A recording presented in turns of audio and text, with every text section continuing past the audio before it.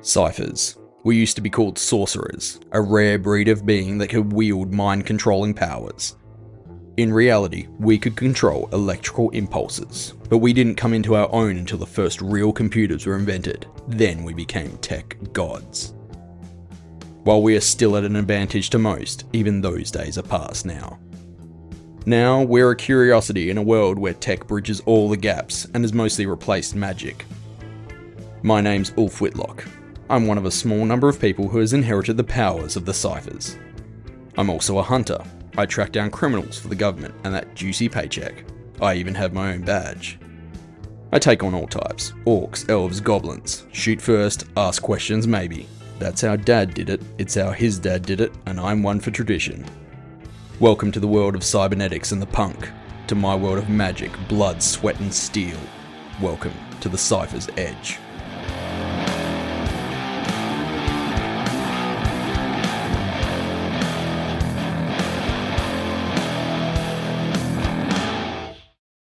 The cab ride back to my apartment was awkward, to say the least. Now I was aware of how I could feel her emotions, I was picking up on her apprehension, her residual anger still bubbling away deep down. She was suspicious. I didn't blame her. Everything had progressed faster than what I was comfortable with too. A 60 grand debt to Shaky? What the hell had I been thinking? Maybe it was a byproduct of whatever the link was between us. Maybe I was predisposed to feeling sympathetic for her. I looked at her out of the corner of my eye as the cab slowed down to pull over. Maybe it was something she was doing. She turned to me as she opened the door. "I'm not doing anything." I couldn't hide my surprise. Right, the telepathy. I needed to watch that. I probably should find a way to hide my thoughts from her, or this was going to get even more uncomfortable really quick. The cab pulled away, and I was left staring at her as she waited on the sidewalk. If it wasn't for the blood, the rising bruises, and the black eye, she looked like someone who had just been out for a late-night jog. I'd been checking out her mods when she was in the ring, but now I was seeing them up close. I couldn't help but look them over. Her arms and legs were straight up practical, nothing fancy, no airbrushed panels, no chrome, no gold trim, raw metal, and all the sensitive parts were covered by practical and bland types of casing. "Take a picture, why don't you?" I shook my head. Yep, there's that uncomfortable feeling. Sorry, I got distracted. She shifted her weight to one foot, kicking out her hip, then stared me down, one eyebrow raised. It was the first feminine thing she'd done since we met. I swallowed nervously, and tried to push the thoughts that were brewing in my head out as quickly as possible. My place is this way. I pointed to the court, leading her up to the front entrance. "Where have you been staying, anyway?" I asked as we made our way up the stairs. "Wherever I could. Crashed at some gyms, a few motels, when I had the money." I opened the door to my apartment, and realized very quickly what a hole it was, in a way that hadn't occurred to me in well over a year, when I had last brought a woman back here. That had been for an entirely different reason. I pulled 2 beers out of the fridge and tossed her one. She snatched it out of the air, popped the lid on her own arm, then just stood there awkwardly as she took a swig, surveying the room. She pointed to the array of screens and a pair of fierce pink socks hung over one of the monitors. "I take it you don't live alone?" I laid back in my comfy chair. "My sister," I said, jerking a thumb towards her room. "Where is she?" I took a long draw on the beer and looked out the window. In a cell somewhere. She looked even more uncomfortable now. I knew the question she wanted to ask. Even without our link, it was the next obvious one. "Why?" I really didn't want to get into it. I really didn't want to talk about what fear was with this random stray I just picked up. She must have felt or heard something because she backed up a step. "Sorry, I'm curious." I pointed to a chair at the table. "Sit down. I think I really should be asking the questions, now that I just picked up a sizable debt on your behalf." "I didn't ask you to," she shot back, anger rising again. I ignored the outburst. Yeah, well, it is what it is now. She sat down. "Don't feel you need to cover this for me, I'll sort it out." She was pissed. At me, at the situation, at herself. It didn't really matter. She wanted to vent. "Yeah, And how'd that go for you tonight? I had it under control until you showed up. You just had to throw one fucking fight. I flared up, letting some of my own frustration out at her. What, too bloody proud for that? She snarled, baring her teeth and tusks. They weren't big, but they did add a certain menace to her. I couldn't deny that. I didn't agree to anything. They threw that at me mid-fight. I was going to pay off my debt with my winnings and a few bets I'd made. Then they decided to stack the bets against me and try and win an extra 50% on my debt. She was showing all ferocity and anger, but I could feel an undercurrent of something else. Fear. They wanted to be greedy. I owed them 40. That was all. 40, and they wanted some fucking cream off the top, and now I owe them 60 because I didn't understand what had been done in the heat of the moment. I drank my beer as she wound down. Her outburst in anger was overtaken by exhaustion. Would you have thrown it if you'd known? I asked. She shrugged. I don't know. It wasn't until I was back in the change room that I put it all together, realized what I'd done. We sat in silence for a while. I let her regain some composure. Do you even have 60K? She asked. I laughed, spreading my arms to encompass the room. What do you think? She chuckled. Yeah, thought so. She looked up from her bottle to meet my eyes. So, why? I've been asking myself that same thing all the way back here. That wasn't entirely true. I did want to figure out what I'd done to achieve this link in an effort to learn more about my own powers, but that reason wasn't worth this much money on its own. I'll sort it out, she said. Thanks, but it's not your problem. I waved her off. Look, I said I'd fix this. I made a motion back and forth between us. Whatever this is, or at least try, and I don't want to have to be doing that with someone breathing down my neck for a stack of cash. Fair, but isn't your goblin buddy gonna want to call it in eventually? I got up and walked back to the kitchen bench, throwing the empty bottle in the bin and grabbing another one. The good news is, Shaky doesn't really care about the money. The bad news is, I now owe him a 60K favor, and that's a big fucking favor. Ah, gotcha. So, I continued as I sat back down, I think that entitles me to a few questions. Like, how the hell did you end up in this predicament in the first place? She settled back into her seat and sighed. A series of shitty decisions. Oh, good, I smirked. I like to hear about other people's fuck-ups. Makes me feel less ashamed about my own. Well, how far back do you want me to go? As far back as necessary. She finished her drink and started talking. Well, Ma and me came here back when I was a kid. About 10, I think. My family's all back in the States, but Ma wanted me to grow up outside the clan. It wasn't the nicest group to grow up in. Very old-fashioned. She got cut off after that, but we had a clean start, and it was going fine until Ma got sick. Some neural disease. We sunk all our money into the treatment. Then we started to run out of money. That was when I made my first mistake. I'd been learning to box, and I knew I was good. I thought I could make it as a pro. She paused for a moment as she mentally relived what was clearly a regretful moment in her life. I knew some shady people from the gyms. People who would lend money, no questions asked. For your mother's treatment, I interjected. She had the decency to look sheepish. No, that's what I should have used it for, but I thought I was clever. I spent all the money on cybernetics. She held up her hands. My first upgrades. She sighed. Oh, God. I thought if I was good enough to win fights, between betting through friends and the winnings I'd earn, instead of just one payment, I'd be earning. I'd have cash flow. That was better than just a chunk of money that would only go so far. I take it didn't go to plan. Yeah, well, I didn't exactly win as often as I'd thought. I made a bit, enough to keep Ma going, keep on top of the payments to the mob, but I couldn't get ahead. I thought if I could just get better... She trailed off. I saw exactly where this was going. You kept borrowing.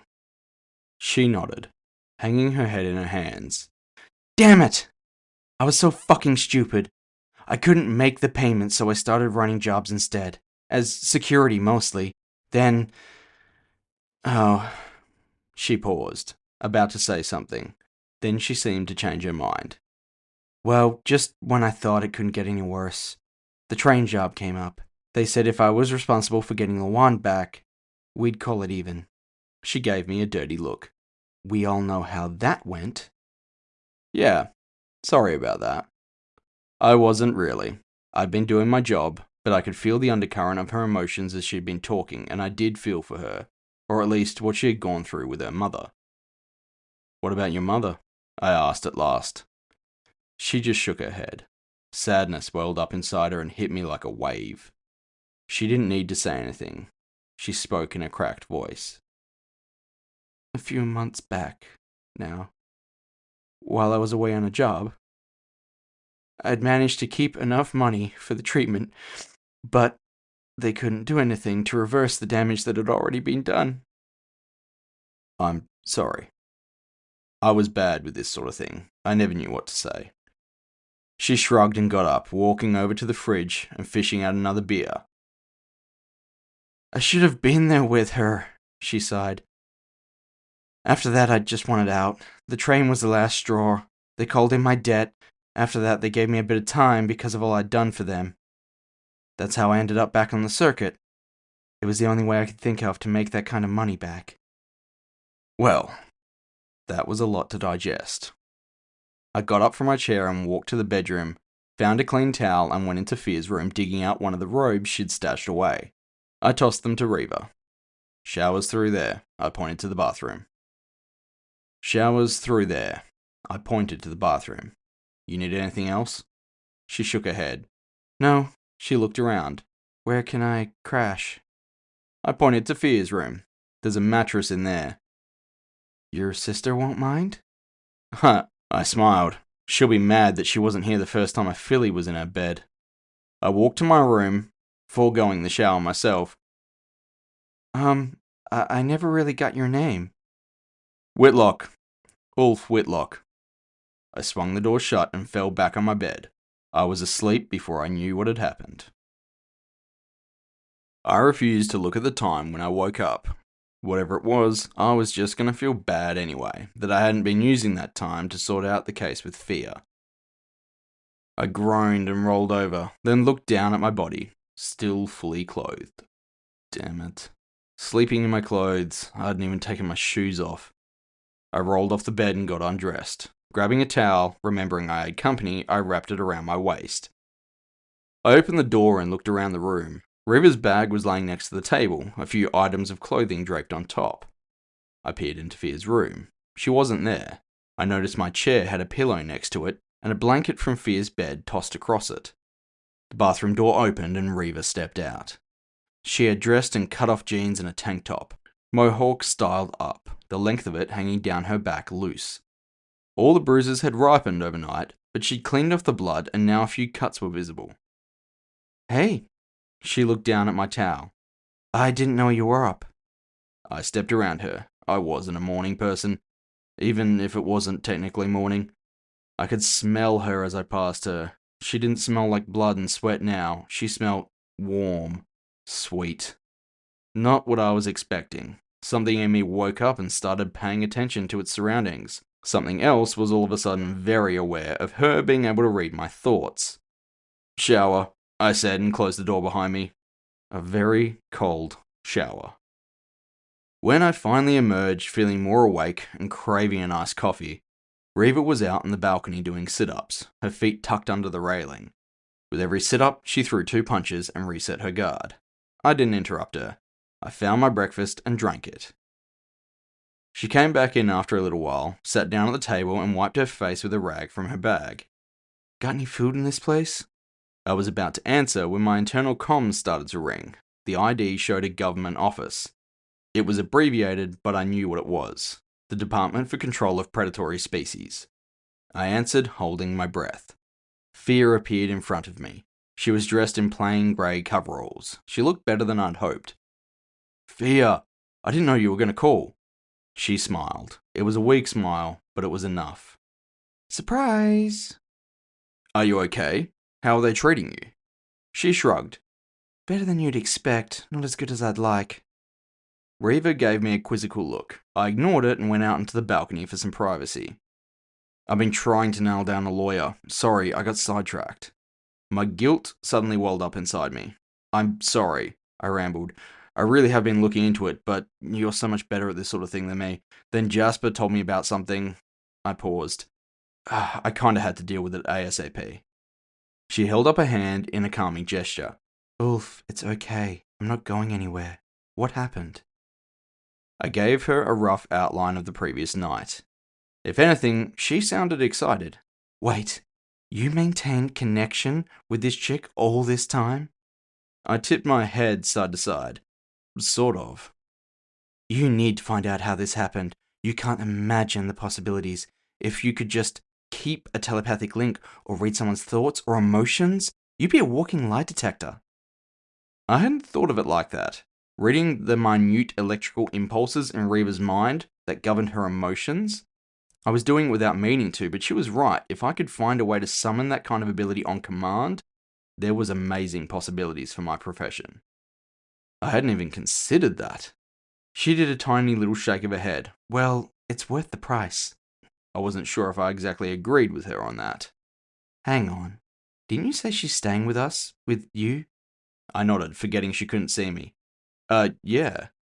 Good. Keep her close. Monitor her. Man, I wish I could run some diagnostics on you both. As much fun as that would be, it'll have to wait. But I cut her off. Fia, why did you call? She paused. Oh, right. I wanted to check in, make sure you were doing okay, see how you were. She was a bad liar. I'm sure she did want to make sure I was okay, but that wasn't why she called. Fia. She sighed, defeated. Fine. I heard about a case. Well, I sort of accepted it for you. I rolled my eyes. Fia, I don't have time for more cases. I need to get you out of there. Yeah, I know. And this will help, sort of. We can't afford a lawyer, but if we help one, they'll take the case for free. I perked up at that. You're kidding. She shook her head. One of the other Lycans here just got out. Their lawyer is top-notch, but before they left, they mentioned that the lawyer wasn't taking in new cases because their sister had been kidnapped somewhere down south. Wait, I interjected. Isn't that clearly a case for the police? Huh, not where I'm talking about. I had a bad feeling about where this was going. Fia? No, just listen. I got in contact with the lawyer. He came to meet me. Long story short, his sister got conned into some lifestyle group. It turned out to be a witch's cult.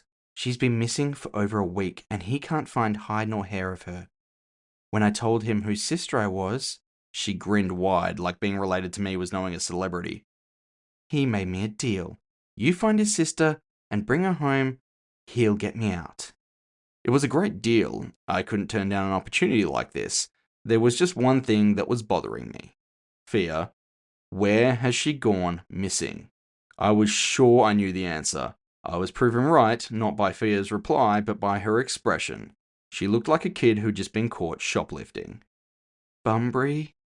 Haha, I'm sorry, you'll have to repeat that. I thought you just said something really stupid. Oof, listen, if anyone can find her down there, it's you. Haha, no. Number one, that's like looking for a needle in a haystack. Number two, it's like looking for a needle in a haystack where all the hay wants to try and kill you. You're overreacting. I don't think I am. Back when the Cataclysm first leveled half of Perth, other terror attacks happened in a nationwide strike. A lot of them were what you'd expect. Bombs and hacks on government systems collapsing the infrastructure. But a couple of places got hit with magic. Insanely powerful spells, like the magical equivalent of an A-bomb. Bunbury had been one of those. It wasn't really on the map anymore as a city, it was just a no man's land that some people happened to be dumb enough to live in. Parts of the city had always been built on partially reclaimed wetlands and waterfront, but after the attack, nature decided to reclaim the city. The magic went chaotic on a scale never seen before and terraformed the entire region. The mangroves grew taller, the buildings got demolished, wildlife mutated at an accelerated rate, and many of the locals, unfortunate enough to be caught in the fallout, well, let's just say they made zombies seem tame. On top of all of that, it was now a hub for inexhaustible magic. Chaotic and dark, but infinite. Witch cults and warlocks loved it. It was affectionately called the Reaper's Garden. A witch cult in the Reaper's Garden. Thanks, sis. Well, I could just wait for another free lawyer. I sighed. It was an opportunity, though I knew I was getting the raw end of the deal. Ulf, he's our best bet. What was I going to do? Say no? Fine. So what, do I have to meet this guy? She shook her head. He wants you to leave as soon as possible. He's going to send through anything of note to you. Okay, I'll let Rio know what's happening, then I'll head... I stopped. Shit, I had no transport. I needed a car or something. Maybe I could get a ride on a truck, then trek my way in from the outskirts. Okay, I'll need to find a way down there, but I'll head off ASAP. I'm sorry I can't be of more help down here. It's okay. I just wish I had some more time to prep. I said goodbye, hoping it wouldn't be for the last time, then went back inside. Reva was scrolling through Fear's collection of anime on one of the displays. That was your sister?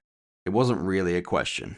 Yeah, I stopped in the middle of the room, looking around, trying to form a plan of attack. I needed to load up some kit. I was vaguely aware of Reva asking me questions. What? I said, how are we getting down there? I had to replay that question in my mind. We? Yeah, we. She stood up and turned off the screen. I'm going where you're going. No, you can stay here and... I trailed off, waving my hand in an indistinct manner. I don't know, hold down the fort. She walked over to her bag and started to dig around in it. No, I'm coming with you. I need to keep you alive. Why the fuck do you care? You don't even know where I'm going. You've read my thoughts.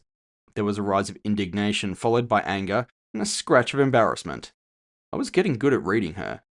I can't help it. I don't want to be in your head any more than you want me there. Trust me. What am I thinking right now? I pushed a thought towards her. She made a face and flipped me off. I'm coming. What, you think if you die, your little green buddy will just call it quits on the debt? He's going to be chasing me down to balance the scales. She was right, but I didn't want to be constantly looking out for her. It would just slow me down.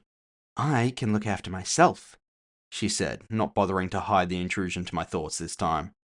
She finally held up what she'd been looking for in her bag. I could feel satisfaction radiating off her. Besides, one of us has a set of wheels. She dangled a set of keys from one finger. Who's slowing who down now, pedestrian? It's a motorbike. She smiled wide. Yeah, my baby. The tone of voice was like she was talking about her favorite pet. I expected her to bend over and tickle its engine. A car would be more comfortable for this kind of trip. She shrugged, slinging our large, heavy bags over the back seat and starting to lash the smaller one to the pillion. Beggars can't be choosers, Ulf. It was a nice bike, I had to give her that. It had a classic cruiser look, gunmetal grey, a black pinstripe on the tank, matte black pipes and rims to match, with underslung mirrors. I was a bike guy, I could appreciate it. It was a custom job, and as far as I could tell, it had a plus 2000cc motor. Is that an old Rocket 3 engine? She nodded. Rebuilt her myself, everything else is what I could find. I put aside my rising feelings for the bike for a moment. How are we supposed to get the girl home on this? She flung one leg over and settled onto the seat. How about we focus on finding her first and cross that bridge when we come to it? I looked from her to the pillion seat, then pulled a pair of sunglasses out of my jacket pocket. Alright, fine, but I'm not riding bitch.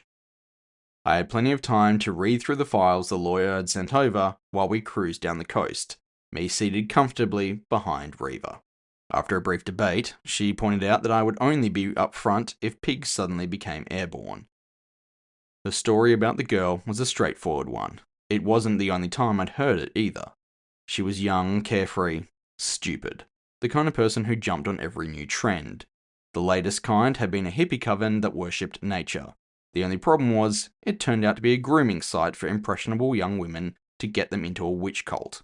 Not all witches were dark and sadistic. They ranged from the previously mentioned hippie covens to the more unhinged devil worshippers. The problem with having one in the Reaper's Garden was that they had more possibilities for whatever they wanted to practice. Magic had a price. It was like electricity. If you ran electronics for too long, they got hot. If you run a battery, it runs out of power. Then you need to recharge it. Either you're a conduit for power, in which case you burn out if you go too hard too fast, or you manifest your own powers, like me.